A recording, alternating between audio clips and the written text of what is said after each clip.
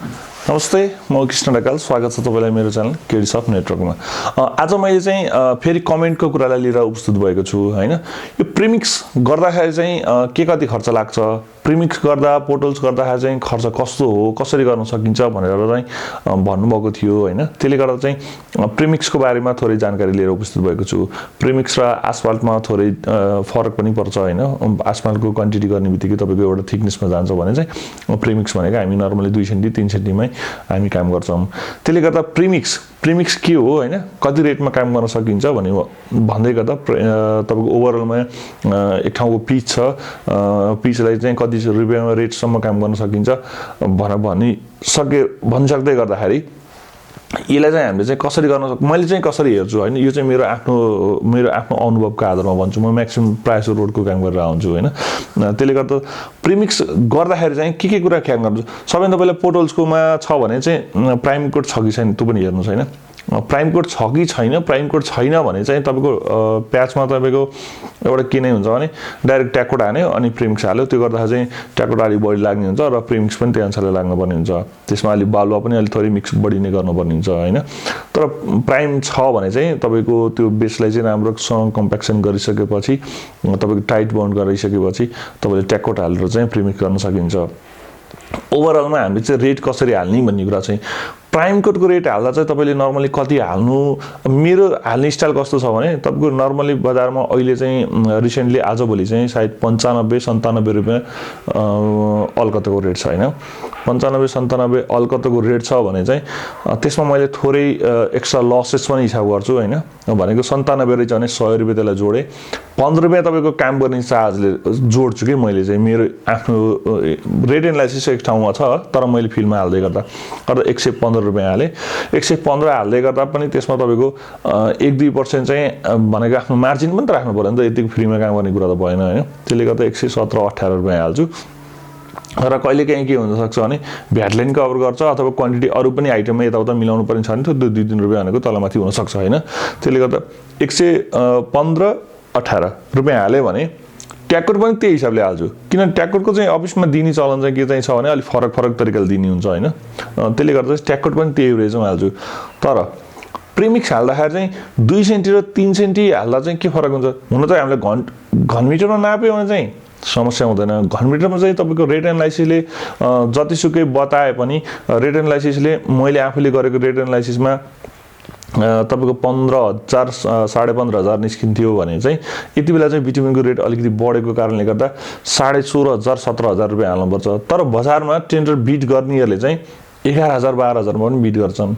11,000 12,000 मा बिट गर्नेले कामै गर्न सक्दैनन् भन्छ म भन्दिन हेर्नु। तर के चाहिँ हुन्छ भने 2 सेन्टि पिच गर्ने 1 सेन्टि पनि पिच भइरा हुन सक्छ। किनभने त्यो सर्फेस कसरी मिलाउँदै गर्दा चाहिँ सबै ठाउँमा पुग्छ। खास त्यो हिसाबले पनि अलिकति त्यहाँ भनौं न चोरचार हुन्छ भन्ने हिसाबले चाहिँ काम गर्छन्। तर म चाहिँ त्यसरी जान्दिन। यदि भोलि क्वान्टिटी नै पुर्याएर जेन्युइन काम गर्न पर्यो भने चाहिँ तपाईको 16,000 रुपैयाँ चाहिँ खर्च आउँछ। लगभग 15,500 16,000 खर्च आउँछ। 15,500 16,000 खर्च आइसकेपछि तपाईले के खाने। तर बजार जस्तो छ त्यस्तैको पछि लाग्ने हो भने चाहिँ तपाई अहिलेको यति बेलाको रिसेन्टली एरियामा 15,000 भन्दा तल चाहिँ तपाई नजानु। किनभने 1 सेन्टि काम गरेर मैले बिल उठाउँछु भनी सोच्नु भयो भने मानुस तपाईको धरोडी पनि नआउन सक्छ। र अर्को कुरा तपाईको धरोडी त कुरा छोडिदिनुस्, धरोडीसित राखेको जुन ब्याङ्क ग्यारेन्टी छ त्यो पनि अफिसले तुर दिन सक्छ। त्यति मात्रै नभएर ठुलो क्वान्टिटीमा रहेछ भन्दा तपाईको ब्ल्याक लिस्ट पनि हाल्दिन सक्छ। किन अहिले बिटुमिनहरु चाहिँ सबै बिटुमिनहरु 101 राम्रो छन् भन्ने छैन। किनभने केही बिटुमिनहरु त्यस्ता छन् चाहिँ सक्कली ट्याग लगाएर नक्कली बिटुमिनहरु बजारमा उपलब्ध छ। त्यसले गर्दा चाहिँ बिटुमिनको क्वालिटीमा पनि फरक पर्छ हैन। त्यसले गर्दा तपाईले ख्याल गर्नुपर्ने कुरा चाहिँ बिटुमिनको हेरिसकेपछि अनि बल्ल तपाईले चाहिँ आफ्नो रेट तय गर्ने हो। बिटुमिन किन्दा 1-2 रुपैयाँ महँगो पर्यो भने पनि त्यसमा चाहिँ तपाई पछि नहट्नु होला।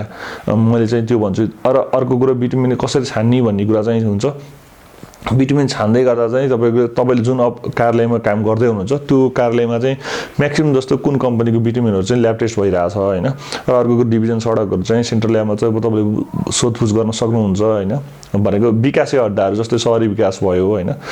शहरी विकासले चाहिँ अलि प्रेमिक्सको काम कम नै गर्छ हैन। भनेको बाटोको काम गरेर गर्छ, म्याक्सिमम बिल्डिङको गर्छ। तर पूर्वाधारले र चाहिँ सडकले चाहिँ म्याक्सिमम जस्तो बाटोको काम गर्छ। तर स्थानीय तहको चाहिँ मलाई त्यति भर लाग्दैन है। स्थानीय तहले चाहिँ ल्याब चाहिँ गर्छ तर बिटुमिन टेस्ट गरेको चाहिँ मैले चाहिँ होला अब त्यो सबै ठाउँमा छैन भनेको किन म 77 जिल्ला पुगेर काम गरेको चाहिँ छैन तर मैले काम गर्ने जिल्लाहरुमा चाहिँ स्थानीय तहमा चाहिँ बिटुमिनको ल्याब टेस्ट चाहिँ गरिँदैन तर अन्तर्गत ल्याएको ल्याब रिपोर्टलाई चाहिँ मान्यता दिन्छ त सबैभन्दा बढी किचिज पनि हुने ठाउँ स्थानीय तहमा अलि बढी किचिज नै हुन्छ हुन चाहिँ त्यसले गर्दा चाहिँ ल्याब रिपोर्ट चाहिँ तपाईले हेर्नुस् कुनै पनि कम्पनीसित तपाईले बिटुमिन मगाउँदै हुनुहुन्छ भने उनीहरुको ल्याब रिपोर्ट माग्नुस् ल्याब रिपोर्ट मागेपछि तपाईले सम्बन्धित कार्यालयमा चाहिँ देखाउनुस् तपाईलाई आइडिया छैन भने कार्यालयमा म यस्तो किसिमको ल्याब रिपोर्ट छ हैन यो बिटुमिन कस्तो होला भने सोध्नुस् उहाँलाई सोध्दा पनि उहाँले भनिदिनु हुन्छ किन टेस्ट गर्दा पनि त्यो आउनु पर्यो हैन तपाईले त्यो कम्पनीलाई कुरा गरेको हुनुपर्छ त्यसले गर्दा तपाईले टालटुल गर्दाखेरि चाहिँ स्क्वायर मिटरमा काम गरियो भने चाहिँ प्याचको काम जुन टालटुल गरिन्छ टालटुलमा काम गर्दा तपाईको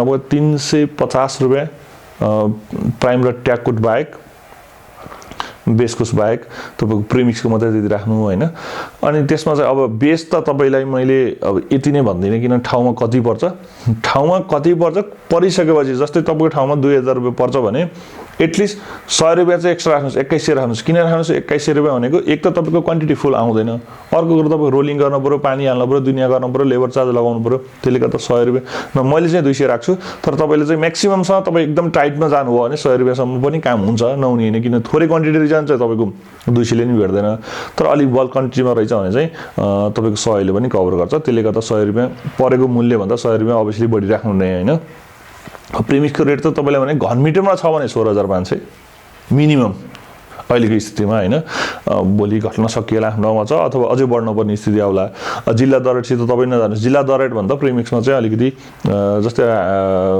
जिल्ला दरएटमा प्रिमिक्सको रेट चाहिँ अलि कम्ती नै छ प्राय जस्तो ठाउँमा त्यसले गर्दा हामी बढी नै जानुपर्ने हुन्छ तपाई ट्याककोट र प्राइम कोट त मैले भनिसके त नर्मली 100 रुपैयाँ सम्म 100 रुपैयाँ भित्र अलकत्र पर्यो भने चाहिँ 115 देखि 118 रुपैयाँ चाहिँ तपाईले रेट हाल्नु पर्ने हुन्छ अनि तपाईको सरफेस टाइपको सर र नयाँ पिच छ भने चाहिँ तपाईको चाहिँ काम गर्न अलिकति बाटो बन्द गरेर सर र एक सरले काम गर्न पाइन्छ भने चाहिँ दिनमा 500-600 स्क्वायर पनि पिच जान्छ एउटा मिक्सरले काम गर्दै गर्दा अब दुईटा मिक्सर लाउनु भने त्यही अनुसारले हुन्छ भनेको त काम मेलो सर्छ त्यसले गर्दा छिटो काम हुन सक्छ त्यस्तो ठाउँमा पर्यो भने तपाईले 16500 हैन 16000 मा पनि काम गर्न सक्नुहुन्छ र यता प्याचमा चाहिँ तपाईले प्रिमिक्सको घनमिटरको हिसाबलाई स्क्वायरमा कन्भर्ट गरेर चाहिँ प्याचको रेट चाहिँ नहाल्नु होला प्याचमा तपाईको काम गर्दै गर्दा चाहिँ के हुन्छ भने अभियसली रूपमा त्यहाँ ट्याककोट पनि बढी गइरा हुन्छ माल पनि बढी गइरा हुन्छ उडिरा हुन्छ किनभने गाडी रनिङ भइरा हुन्छ नि त त्यसले गर्दा माल उडिरा हुन्छ त्यसले गर्दा प्रिमिक्समा तपाईले चाहिँ ख्याल गर्नुपर्ने कुरा चाहिँ यी कुराहरु ख्याल गर्नु भने तपाईले आफ्नो रेट चाहिँ लिन सक्नुहुन्छ रेट लिइसकेपछि काम गर्ने कुनै समस्या हुँदैन काम इजिली रूपमा काम गर्न सक्नुहुन्छ काम गर्ने स्रोत र साधन भनेको तपाईले चाहिँ सजिलो उपलब्ध हुन्छ नत्र तपाईको ठाउँमा उपलब्ध हुन गाह्रो भने एकचोटी मलाई पनि सम्पर्क गर्नु होला मैले पनि केही हेल्प गर्न सके भने तपाईलाई राम्रै हुनेछ भन्दै भिडियो अन्तिमसम्म हेरिदिनु भएकोमा धेरै धेरै धन्यवाद नमस्ते